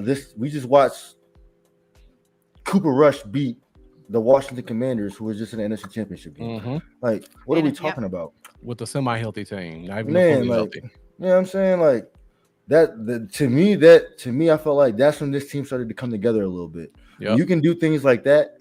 I feel like, yeah, this team got a bright future. So 7 wins with a healthy team. Yeah. Let's be real. And I was schedule aside. Yeah, schedule. And I was looking too. One thing that really almost everybody we traded for or not drafted or signed in the offseason is a former first round pick. It's like Brian sat there with this little infinity gauntlet, just like, okay, I want you and you and you. It's very impressive. I want to say I saw that we had like 12 or 13 former first round picks on the team. Yeah. It's pretty insane when you think about it. And and a lot of, and I keep trying to tell people, a lot of things about the NFL is situational. Your situation has to be good. Your coach has to like you. Your coach got to want to play you. You know what I mean? If you don't have those 3 things, you're going to call you a bust. Yep, until exactly. You know what I mean. You end up in Minnesota like Sam Darnold and have a career year, and then now they're talking about, hey, maybe we were wrong about this guy. Like, you know what I mean? Situation matters, man. I done seen that firsthand with a lot of guys. If you don't go to the right team, the right system, you know what I mean, get the right influence, the right guidance, you're not going to be successful all the time. Yeah, we can't all be Justin Herbert, where no matter what we do, we're amazing. Yeah, sorry, that was me. I'm so tired of seeing him on top 10 list. I don't understand. Because Justin Herbert, the quarterback, is an elite talent. Yeah, he's great. I just don't see it on the field. I see. Like, I think the first time, it's crazy shit, because the first time I really was like, okay, this is a guy, was when he played us in Micah's rookie year. And the throws that he was able to make, I was just like, oh yeah, this guy is a guy. And then from there, it was just like, I started really liking him. It's just I agree with what LeBron said. Like, the ring culture kind of ruined sports for a lot of people who know it to be a team sport, because that's exactly what it is. Like, football is the greatest team sport there is. It's the hardest team sport there is. So for, the national media to come out and give praise to one player and, specifically the quarterback for the wins and the losses, it's not fair to everybody else, especially the quarterback, who got to take the praise when they win, knowing, hey, I can't do nothing if my O-line don't block. I can't do nothing if the wide receivers don't catch the ball. Yeah. You know what I mean? Like, how can you give praise and say he's the reason why they're winning when there's so many other factors that go into it? And without those factors, he's not going to be successful. There's no quarterback in this game that'll tell you he did it by themselves. No. But we have people in the media that say, hey, Tom Brady won 6 rings, though. Yeah, Tom Brady won 6 rings with one of the greatest coaches, one of the greatest defenses. Greatest tight ends. Yeah, you know what I mean? Like, it was a team thing, you know what I mean? We're not – Cowboy fans say, hey, we had Zeke, Micah, Amari Cooper, CeeDee Lamb, and Trayvon Diggs. That's 5 guys. There's 11 that play at a time. There's 5 guys. And all those guys were extremely young at the time. Yeah, you know what I'm saying? Like, we were one of the youngest teams in the league. But it's just like they don't take in the fact that everybody has to show up. Everybody has to do their job for the team to be successful. One person to ruin it for everybody. Yeah. And I just feel like that gets lost in translation with all this Dak hate. Right. Like, people don't understand. And 3 of our last 5 playoff losses, Dak was our leading rusher. That should never happen. Bad, yeah. That should never happen. Never. But you know what I mean? I gotta listen to guys say that Dak chokes and Dak sucks and it's just like, bro, like when you can watch Jalen Hurts win the games that he wins, running back does his job, offensive line does their job, receivers do their job, defense do their job, and they get a W. That's how it's supposed to be. It's never Dak got to go out there and play the best game of his life, throw for 500 yards, and hopefully the defense don't give up 30 or 40. You know, it's not fair.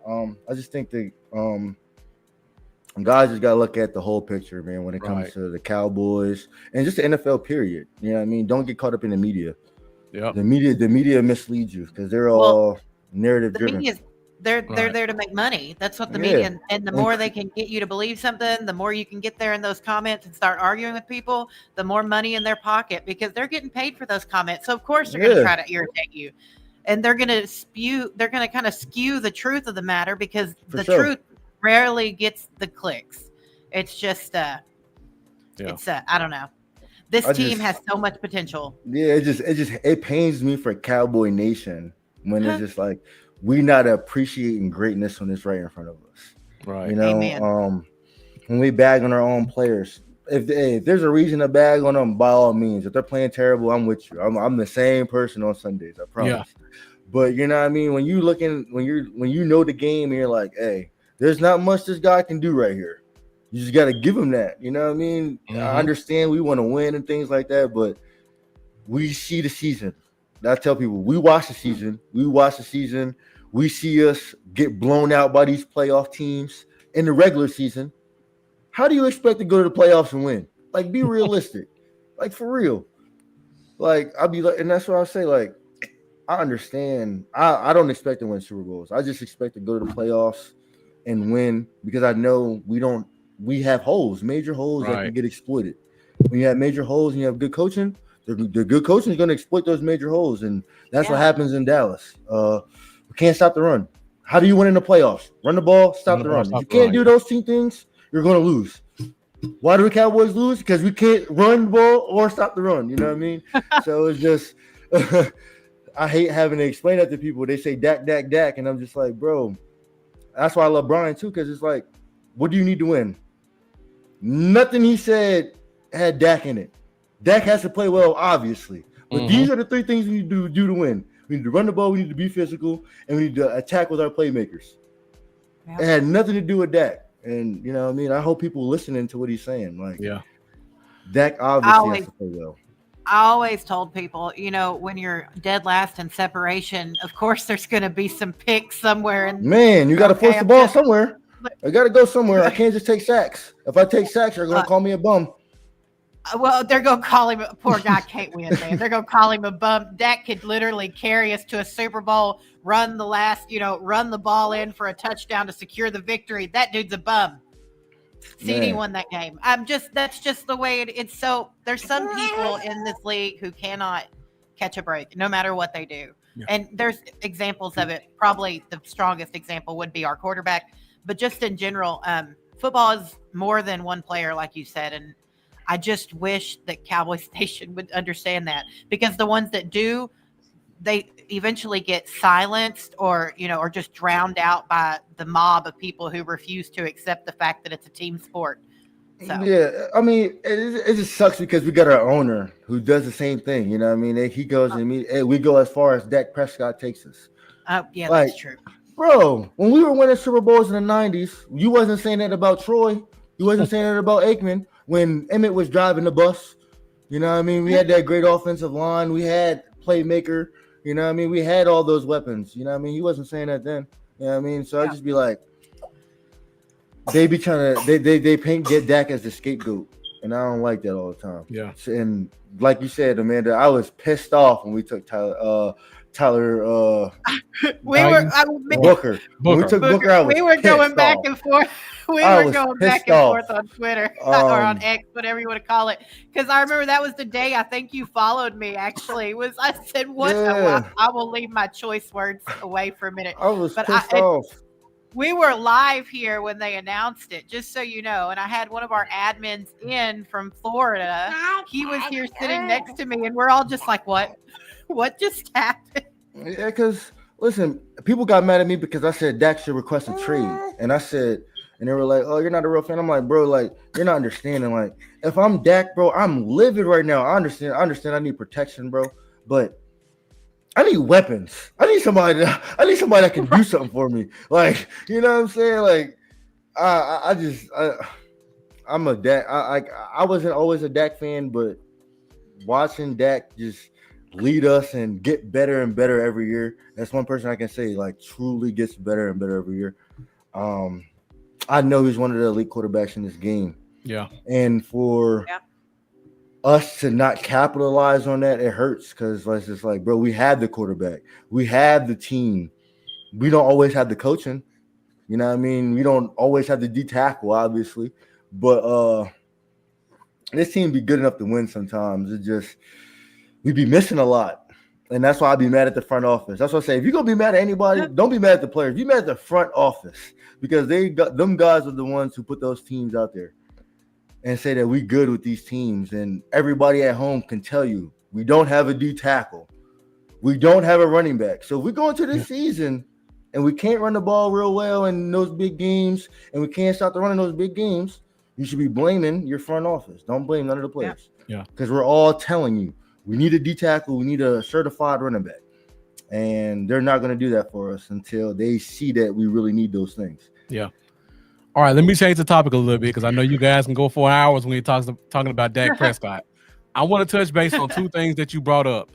For one, you were saying about the last question that a lot of these guys go to a team and it doesn't work out and it takes a change of scenery. Yes. Then talking about Dak, you also brought up that we need to stop the run and we need to establish the run. Mm-hmm. So we have two what I would consider talented running backs on this team right now, and Jeff must be a Ryan reader because this is the question I'm leading up to. Do you think one of these guys between Javonte Williams and Miles Sanders can lead or co-lead a successful running game? Yes, I think they can. Okay. I want to see it. Obviously, Yeah. I want to see it. Definitely. That's another reason I want to go to training camp. But honestly, either one of those backs can be successful as long as we win up front. Mm-hmm. That's what I want to see. We got 3 first-round draft picks from the O-line now. If we not out there moving people, I'm gonna be upset. Yeah. For real, I'm gonna be upset. So that's what I'm looking. You know what I mean? We got the new O-line coach. We got the new offensive coordinator. I'm excited. I'm excited that they're, you know what I mean, they're actually we're gonna have an efficient run game. I think people get misconstrued a little bit when they think that we're going to be a run-first team. We're not built to be a run-first team. Yeah. Because we don't have that dominant running back. I was just saying, I think it's going to be more like a Darren McFadden year. You know what I mean? That decent back that can get 1,000 yards. And we're going to have to rely on Dak, CD, and George Pickens. Dick Ferguson. But I think the quality of the play calling, the quality of the runs, the effectiveness of the runs will be a lot better. And I think that's what's going to keep us in good positions. Okay. But I do think Javonte Williams. Williams, I feel like he's going to be the power back. I think we should be the hammer power guy, mix of Miles Sanders and Jaden Blue. Okay. I was just about to say, because earlier in the show, you talked about the rookie you want to see. You mentioned Blue, and then you mentioned your pet cat. You mentioned Deuce Vaughn. What do you think they fit into the mix? So I think that me personally, I think that coming in, Deuce Vaughn is going to have the leg up on a lot of guys, knowing, you know what I mean, a similar system. Yeah. He's and a I know veteran Deuce, on the team too. Clayton Adams. And you got Clayton Adams. Yeah. And I think that he has a lot of juice and burst. If you watch Deuce's film in the open field, he's electric. Obviously he's not the fastest guy, but you don't need to be the fastest guy. You just need to be agile. He's real agile. He knows how to read holes, jump cuts. He has it all in his game. So I think that he can be our lightning. I think he can beat out Blue. The only reason he doesn't, you know what I mean, that they show type of favoritism, I feel like. I do like Blue. I think his speed's electric. He has game-breaking speed. But it's going to be the speed of the game, his vision. I think I feel like that's what's going to hold him back. If he can pick up on that very fast, obviously he's going to be an impact player for us. But I feel like we're going to use him more in the pass game than the Yep. run game to start out. He has As he great should. hands. He has Yeah. great. Yeah. He's a very good Route catching tree. out the back. Yep, he's Yeah. very good. And that's how I would use him. Pass game, passing situations. Miles Sanders, he's looked good in OTAs. Mm-hmm. So I definitely see a healthy dose of Miles Sanders, unless he gets injured or doesn't do well when the pads come on. Yeah. But I don't see that happening. Penn State guy. I know that he can run that rock. Right. Same thing with Javonte Williams. We know that he can run that rock too. It's just going to come down to the offensive line making holes in the quality of the play calls. Yeah. And I think both. But I do think they're both 1 year rentals. I think we're going to draft another running back. Yeah. And I think Miles Sanders and Javonte Williams are going to give us a little bit of fool's gold once we get in the preseason, because they're both established veterans and we don't have a Zeke anymore. So those guys are going to be playing all 3 games.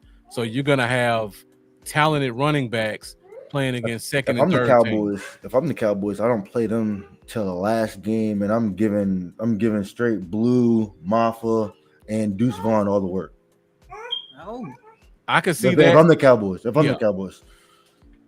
If I'm the Cowboys, I'm playing starters at least that third game. But the offensive line. I think the young guys on the offensive line should play.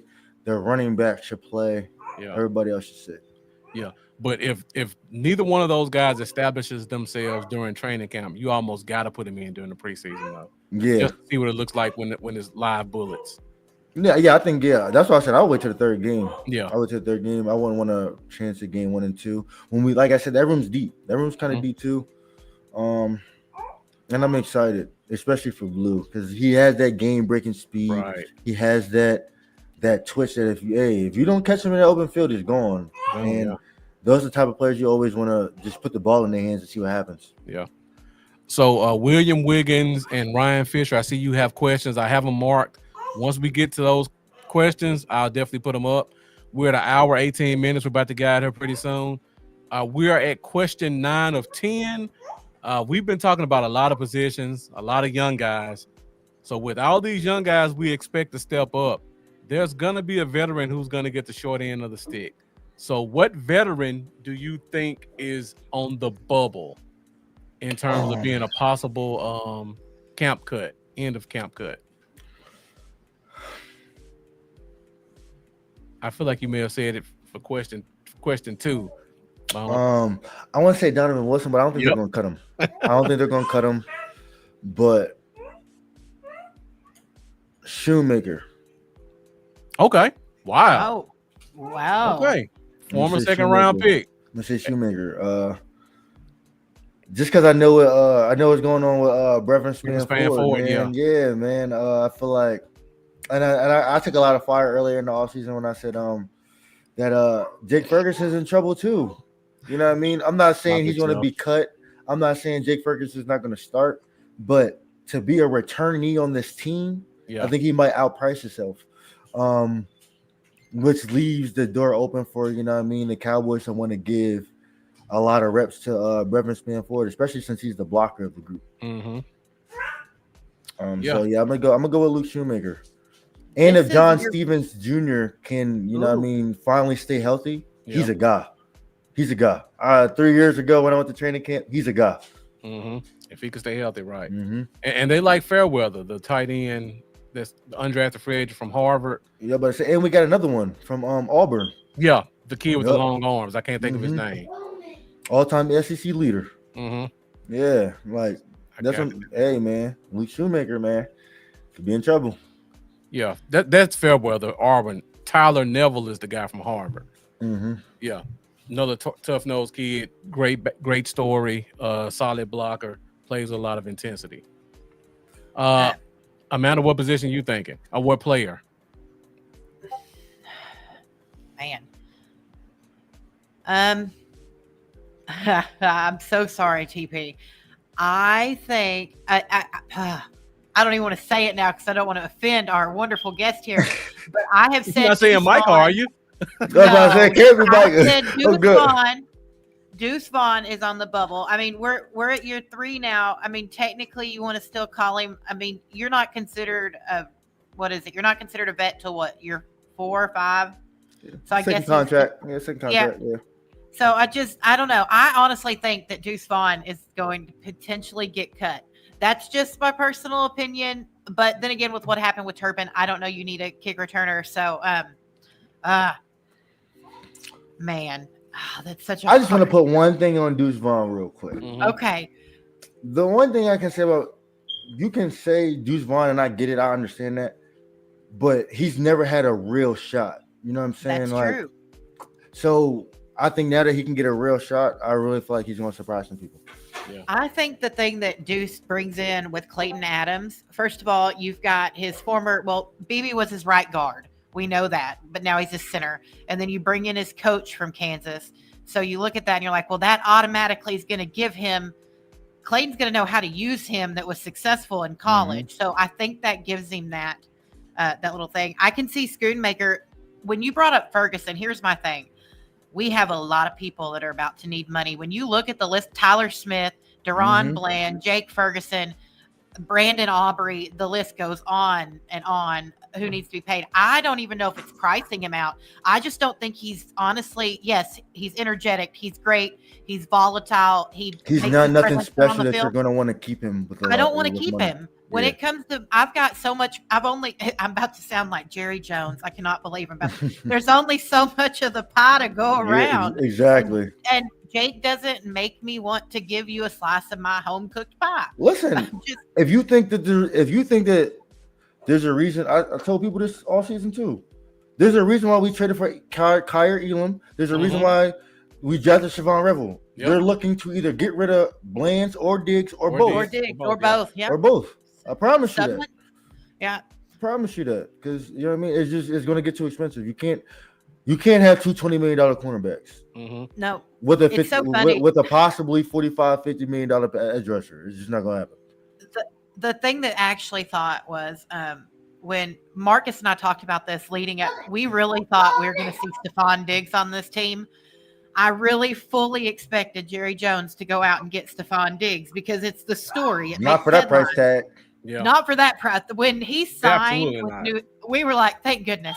Because Jerry's all about making making the stories. But and I think this year, Pickens could put himself in that same boat. Yeah. Pickens could put himself in that same boat. And I think we're gonna have to franchise tag him. You think we're gonna tag Pickens? We'll have to. That'll be interesting. Have to. Because if he has the year that I think he's gonna have, it's gonna be like $25 million at least. Yeah, we've had that conversation.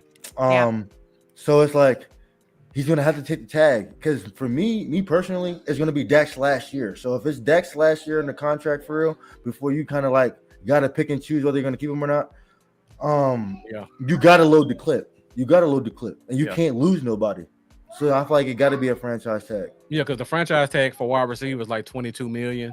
So you basically get him 2 years. You basically a 2-year, $24 million contract. If you add in this last year of his rookie deal, but you just gotta make space for that placeholder. That's the only problem. But it can be done. We'll see. I still think Diggs will be the odd man out when it comes down to it. But there's a good chance we don't sign Deron either. I say Diggs, if he can come back this year and be even close to what he was, he's going to be the one to stay because he's already under contract. They already gave him his fully guaranteed money already. And you know what I mean?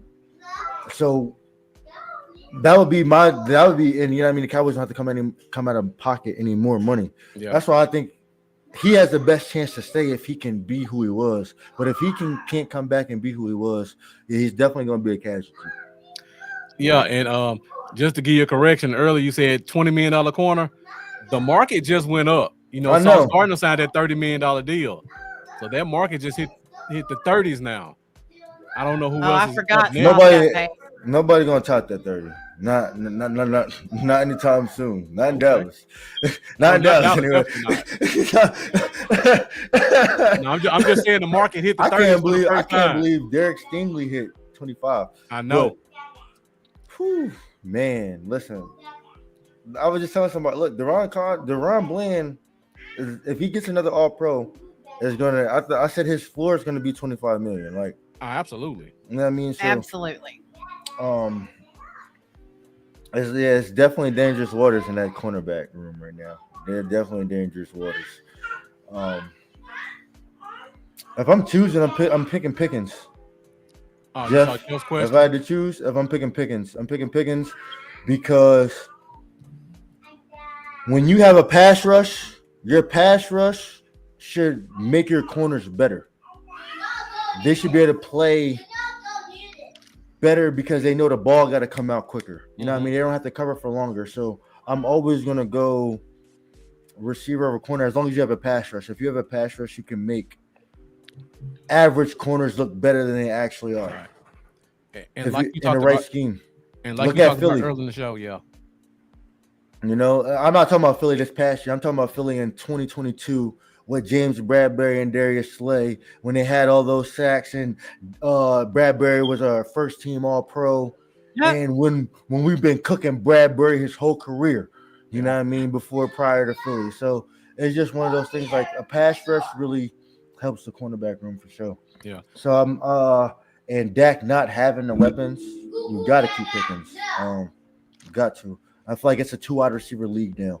It's gotta keep him. We've seen what it was like 2 years without it. Gotta keep him. Yeah. And you talked about it earlier in the show. Dan Quinn ran more of that cover 3 man scheme. So you gotta be an athlete and you gotta have great ball skills to be successful. Eberflus going to give us a little bit more zone. So you get to watch the quarterback a little bit more. That can make a good cornerback that's smart look better. Yes. So you might be able to get by with a lesser talent because it's more above the shoulders than below. So you may be able to bring in a veteran or one of these young guys may take that 3rd year leap like a Mukwamu and be a more than serviceable cornerback 2 or 3. And that's why Elam made so much sense. Yep, exactly. 100%. All right, guys. So we're at the last question of 10 questions entering training camp. We got a couple of more from the audience. If you guys have any more questions, try to get them in right now. We're at hour 28. We're probably going to stay another 5 to 10 minutes if that's okay with TP. Mm-hmm. All right, last question. We've been kind of talking about this one throughout the show. Right now, pre-training camp, the Cowboys' record this year is blank. Now, the experts with all the gambling sites have us at 7.5. I've already placed a sizable bet on the over. So that gives you a hint on my answer. What do you think the record is going to be this year? I got us at 11 plus wins. I got us at 11. I got us at 11 wins, 11 plus. I got us starting out hot. First, like what, 10 weeks? I think I got us at like 7-2, 8-2 first 10 weeks. So yeah, I got us at 11 wins. I just know from Thanksgiving on it's going to get a little difficult. Yeah. I got us losing a decent amount of those games after Thanksgiving, but it's not because of the team. I just feel like those back-to-back games like that, it's hard to win those, especially when you got a Philly Thursday night and then you turn around and you got the Chiefs Wednesday night. You know what I mean? I just know we can be better. We can be better than 7.5. I got us 11 wins, 1 playoff win, 2nd round exit. Okay. Yeah, I just wanted to put the schedule up really quick so everybody can see it.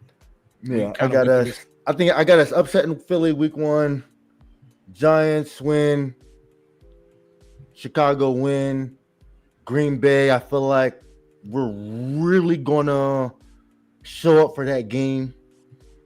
Got us a win. Jets win. Panthers win. Washington, yes. I feel like we lose to the Broncos. Kyler Murray always kills us when he comes to Texas, so I'm a little shaky on that one. Split with Philly. Chargers. I feel like we're gonna lose that one. Okay. Chiefs. I think that's our losses. I feel like Okay. we can beat Green. I feel like we can beat Detroit. And we can beat Minnesota. Yeah. Yeah. For the people who watch the show consistently, you know my thoughts about the Lions.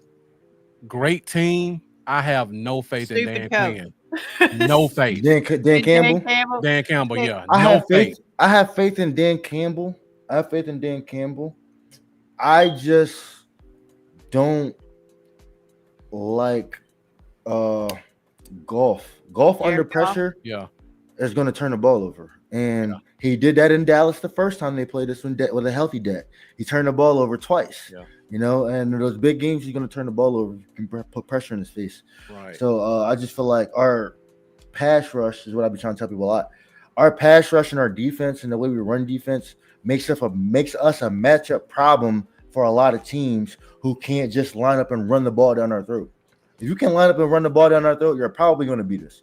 But if you can't consistently run the ball down our throat, you're a matchup problem for us. Yeah. Definitely. Amanda, how many wins you got us at? I've got us at 12-5. Okay. Dak healthy, that's where we're at. I just look, I'm sorry. When Dak's healthy, we play good ball. And now you've given him more weapons. Thank you. You know, just like we've been screaming, give Dak weapons and we'll go further. Look at what happened when you had, you know, we traded for Amari and then he drafted CD, fell to us the next year. And then that first year, CD was young, but you had Amari as your 1, CD as your 2. We played great ball.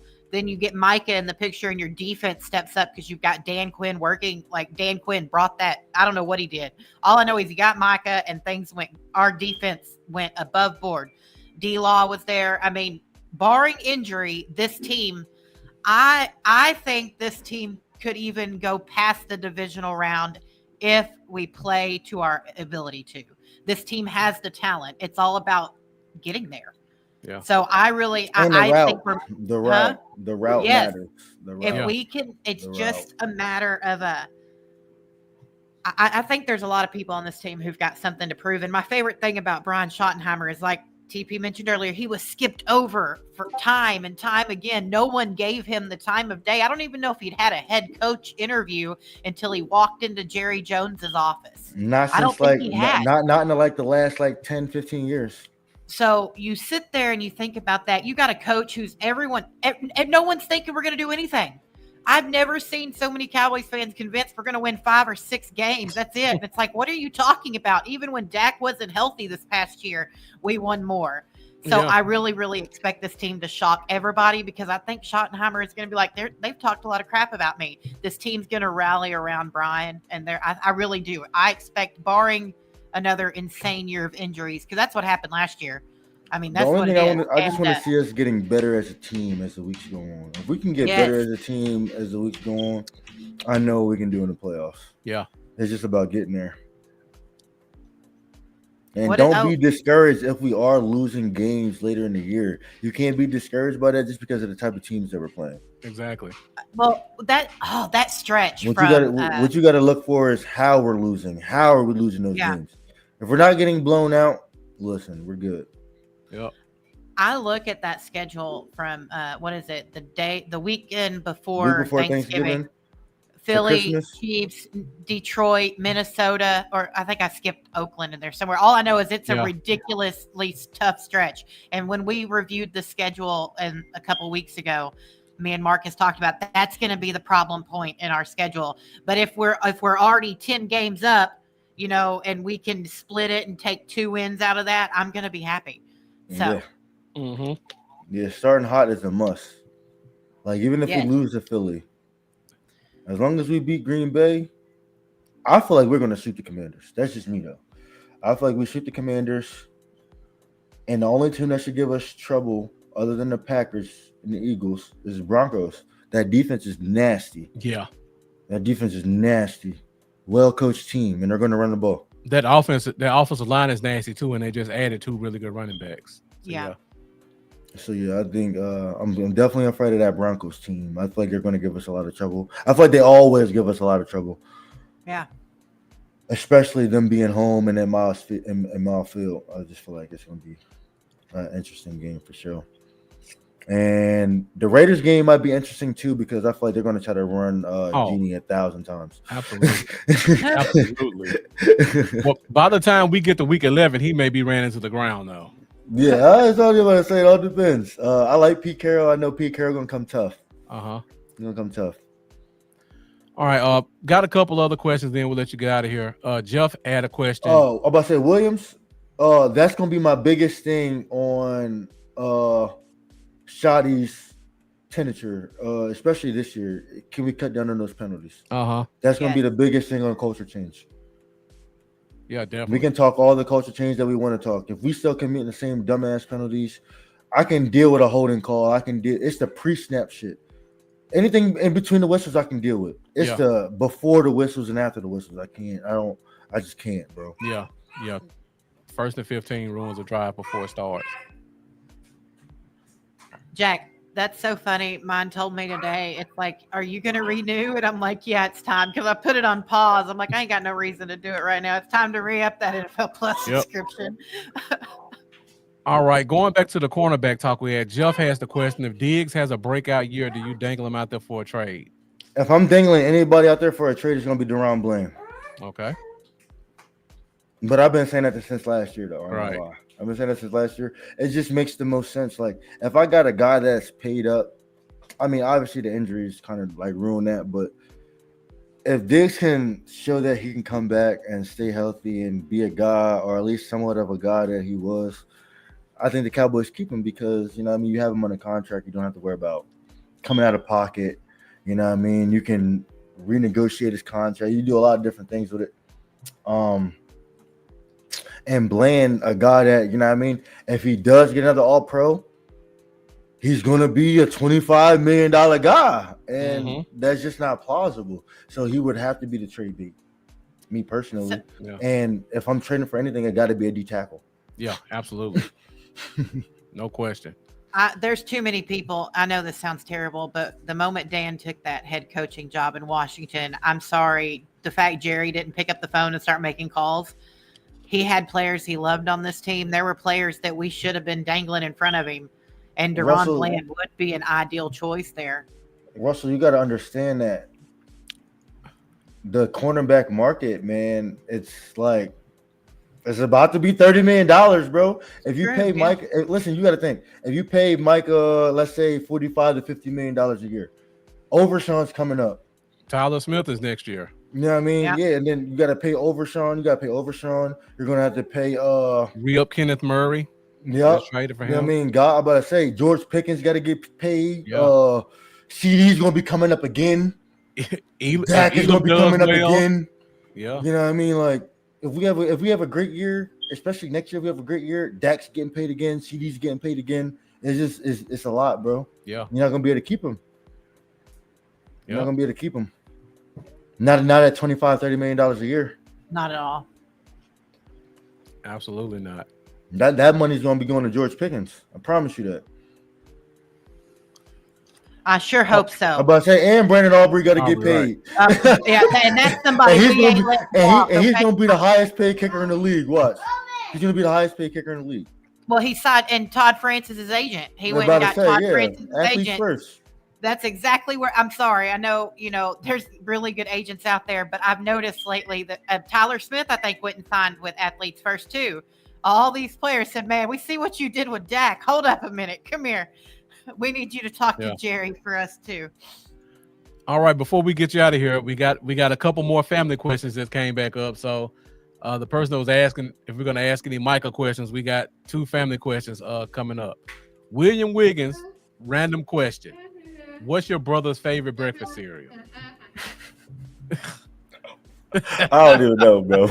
I ain't gonna count. Whatever Terrence Sr. bought. I don't even know. Micah, he was kind of guy that ate like pretty much anything. So okay. I'm more of a picky eater, me myself. Definitely picky. Can't eat everything. It gotta look good. All right, another childhood question. Jeff asked, who won the fights between you and your brother when you were younger? Me. I mean, I was bigger than him. 5 years older than him? Yeah, I was bigger than him. Up until about when I was like 17. About 17, he started being about the same size as me. Okay. Now he's bigger than me. So like we don't have to worry about that too much. He be trying to wrestle with me. I'd be like, listen, you too big now, bro. What's the age difference? 4 years.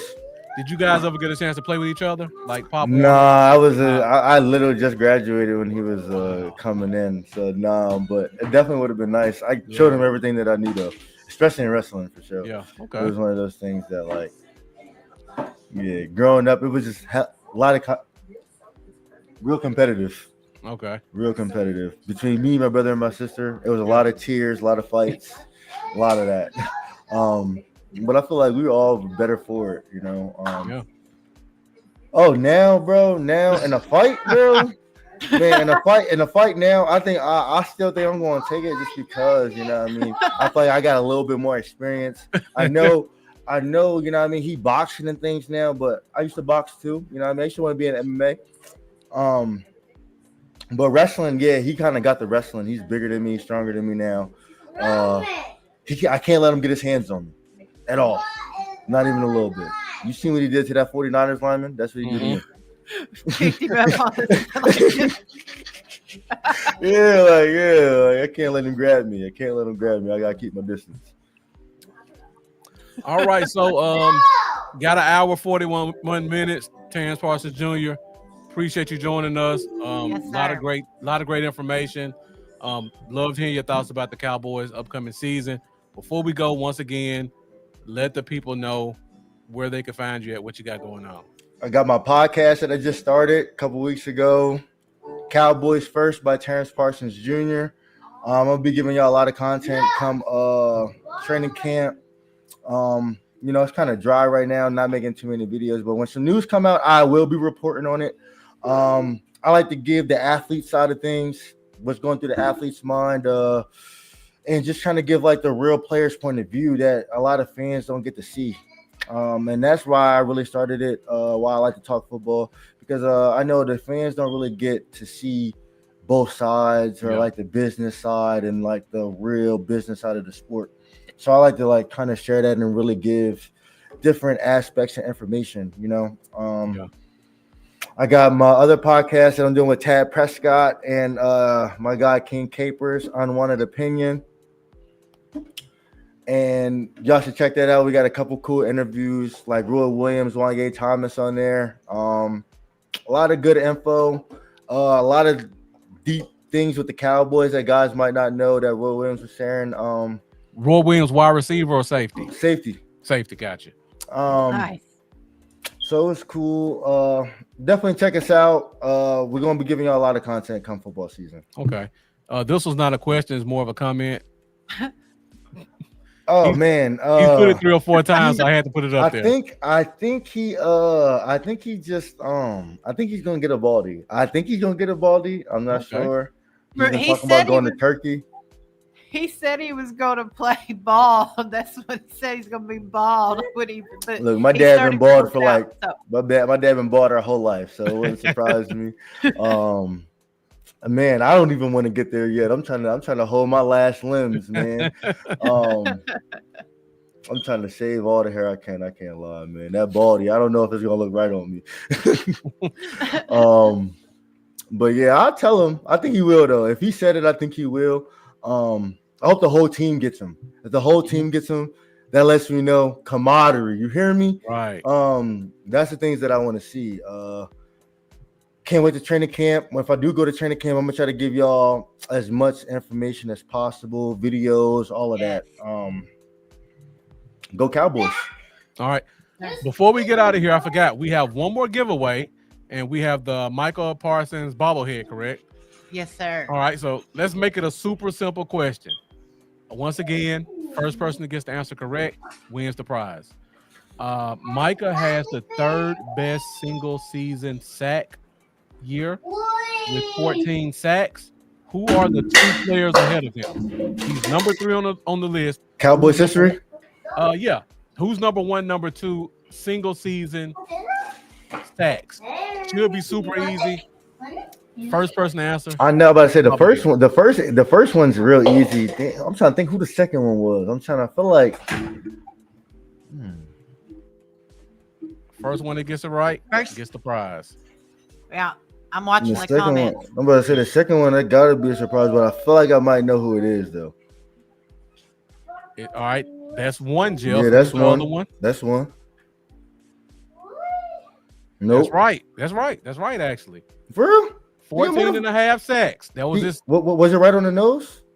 Uh, He had a 15 sack season? yeah, 14 and a half. I'm about to say, okay. Yeah, I'm about to say, I had it on Micah there. had 14. It's 14 and a half for D-Law. And then D-Ware had several seasons. So he's Yeah, I'm about to say what?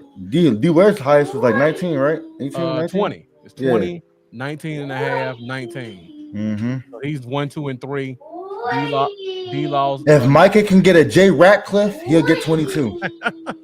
I'm gonna be real. If Micah can get a J Ratcliffe, he'll get 22. Yeah. I All think right, so too. Mendoza, you came in late. Jeff just beat you, so congratulations, Jeff. You Finally, will get the look at bobblehead. So contact Amanda after the show, and she'll send you your prize. Yes, and Jack, make sure Jack Meeker, make sure you message me too because you got the signed photo. So both of Yeah. y'all. So, and yes, Jeff, finally. All right, guys, that's it for tonight's show. Hour 45 minutes. You guys brought it in the comments as usual. As always, be sure to find us every Wednesday night, 8:30 Central Standard Time, Facebook, X, and YouTube, Fifth Quarter Podcast. We're going to continue our position breakdown. We just finished defense last week.